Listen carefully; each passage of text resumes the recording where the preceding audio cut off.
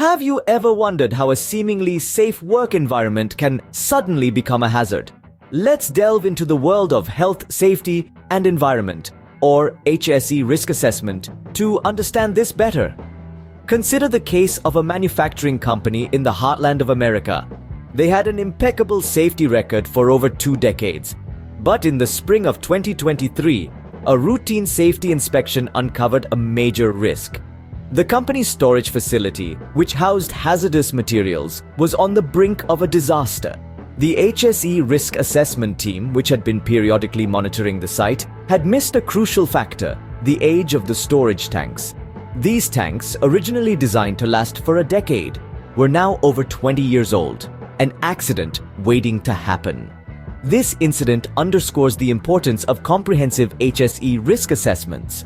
They are not just a series of checks, but a holistic approach to identify, evaluate, and control the risks in a workplace. An HSE risk assessment begins with hazard identification. This is a meticulous process that looks at every aspect of the work environment, from the physical infrastructure to the nature of work and the behavior of employees. Once hazards are identified, they are evaluated based on their potential impact and likelihood of occurrence. This helps prioritize the risks and focus on the ones that can cause the most harm.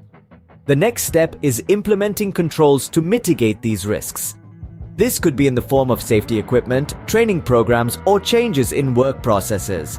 Finally, the effectiveness of these controls is monitored and reviewed regularly to ensure they are working as intended. In the case of the manufacturing company, the HSE team quickly sprung into action once the risk was identified. They evacuated the storage facility, replaced the old tanks, and trained the workers on the importance of reporting any signs of wear and tear in the equipment. This incident also led to a re-evaluation of the company's HSE risk assessment process. They realized that they had been focusing too much on the present and not enough on the future.